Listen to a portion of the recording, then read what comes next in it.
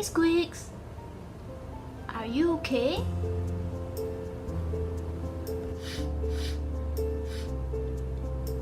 I was very sad today because I was falsely accused. I saw a kid trying to steal money from a blind man, so I beat his leg to stop him from stealing the money. He dropped the money and ran away. So I took the money to return to the blind man. But he accused me that I was the one who was stealing the money.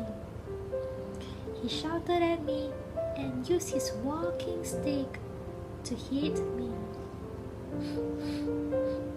Everyone was looking. Everyone thought I was the one who stole the money. But I was helping him. So I came back home. I'm sorry to hear that, Squeaks. You must be feeling very sad. Kids, have you ever experienced any evil things that have happened to you? How did you feel? You must be feeling very sad, right? Well, Squeaks, many evil things happen in this world, but we know that God is still in control of all this. Do you remember Joseph? Many evil things happened to him as well. Yeah, I remember Joseph. God told him that he will be a great ruler in a dream. But his brothers were jealous of him and they hated him. They threw him into a well and sold him as a slave. That's so evil, right? But was God still in control? Yeah, even though it was evil, it was part of God's plan. God wanted to get Joseph to Egypt, and being sold as a slave was achieving that. God was with Joseph all along. Yep, God never left Joseph. You know why? Because God promised to bless the world through Abraham and his family. This promise passed on from Abraham to Isaac and then to Jacob and his family. And among the 12 sons of Jacob, God chose Joseph to carry out his plan. And that's why God planned to make Joseph a great ruler. And later on you see, God is going to use Joseph to rescue his family and the world. Wow! How is God going to use Joseph to save his family and the world? We will learn about this in today's lesson. Yay! Kids, are you ready for today's lesson? That's great. Let's get started. Before that, kids, whenever you hear this sound, say this with me. God is in control of evil and he always achieves his plan. Let's try. What do you say? God is in control of evil and he always achieves his plan. Good job, kids. Okay, let's get started. So far, we have seen that Joseph became very successful and his master liked him a lot. All seemed well at the start, right? Yep. But Potiphar's wife liked Joseph because he was handsome. Even though she was already married, she asked Joseph to love her as though Joseph was her husband. Joseph refused to do this terrible thing, and so she lied to everyone and accused him falsely. She said he did a terrible thing to her. His master listened to his wife and became very angry, and he threw him into prison. Oh no! Kids, if you were Joseph and you were falsely accused of things that you did not do, how would you feel? I would feel very sad, and I would even cry. Me too. This is so unfair. Yeah, it is. But God is in control of evil, and He always achieves His plan. So did God save him from prison? Let's see.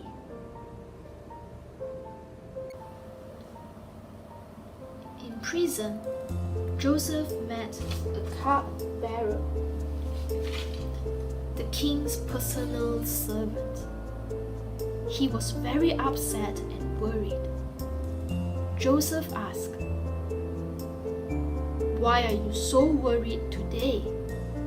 He said, "I had a dream and I was very troubled by it. I don't know what it means." So he told Joseph all that he had dreamed about. And Joseph helped him and interpreted his dream for him. Joseph said, "This is the meaning of your dream. The 3 branches stand for 3 days, and in 3 days the king will pardon you. He will make you his personal servant again, and you will serve him his wine, just as you used to do." And Joseph also told him, "But when these good things happen, please don't forget to tell the king about me, so I can get out of this place. I was kidnapped from the land of the Hebrews, and here in Egypt, I haven't done anything to deserve being thrown in jail." And after 3 days, everything happened just as Joseph had said it would. But the cupbearer completely forgot about Joseph. Oh man, poor Joseph. First, he was falsely accused, and then he was thrown into prison, and now he was completely forgotten in prison by someone he helped. Yeah. Kids, I want you to pause this video right now and write down all the evil things that happened to Joseph in question 3 of your worksheet. Okay, so you see many evil things happen to Joseph, and they look like they were going to stop God's plan, right? But God is in control of evil, and He always achieves His plan. That's right. Kids, I want you to write this down in your worksheet. Right? God is In control of evil, and He always achieves His plan. That's right. God has a big plan, and He was using these evil things to make Joseph a great ruler. God never fails, and He always achieves His plan. So you mean it was God's plan to keep Joseph in prison? But why? Good question, Squeaks. Well, when Joseph was in prison, Pharaoh the king also had a dream. So he called Joseph to tell him what his dreams were about. And Joseph interpreted his dreams. Joseph told Pharaoh, "For 7 days, Egypt will have more than enough grain, but that will be followed by 7 years when there won't be enough." Then Pharaoh told Joseph, God is the one who has shown you these things. No one else is as wise as you are or knows as much as you do. I am putting you in charge of my palace, and everybody will have to obey you. Pharaoh put Joseph as the second most powerful man in Egypt. Wow! So that is why God kept Joseph in prison. It is so that he can interpret Pharaoh's dream and become a great ruler. Yep, that's right. And that is because God is in control of evil and he always achieves his plan. Now, Joseph kept food in Egypt for 7 years, and then the next 7 years came. There was no food all across the world except in Egypt. Back at home,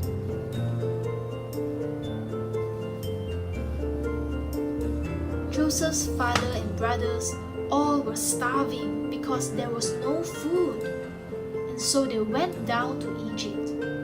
When they reached Egypt, Joseph's brothers were afraid that Joseph was going to hurt them because of all the evil things they did to him. But Joseph did not hurt them. Instead, Joseph gave them a big place to stay and lots of food. Wow! Why didn't Joseph wanted to have revenge? It's because Joseph understood that all the evil things that his brothers did to him were part of God's good plan. Joseph told his brothers in Genesis chapter 45, verse 4 to 8, I am your brother Joseph, the one you sold into Egypt. Don't worry or blame yourselves for what you did. God is the one who sent me ahead of you to save lives. God sent me on ahead of you to keep your families alive and to save you in this wonderful way. After all, you weren't really the ones who sent me here. It was God. He made me the highest official in the king's court and placed me over all Egypt. Even though so many sad and bad things happened to Joseph, God has a bigger plan for Joseph. God is using all these bad things to achieve his good plan.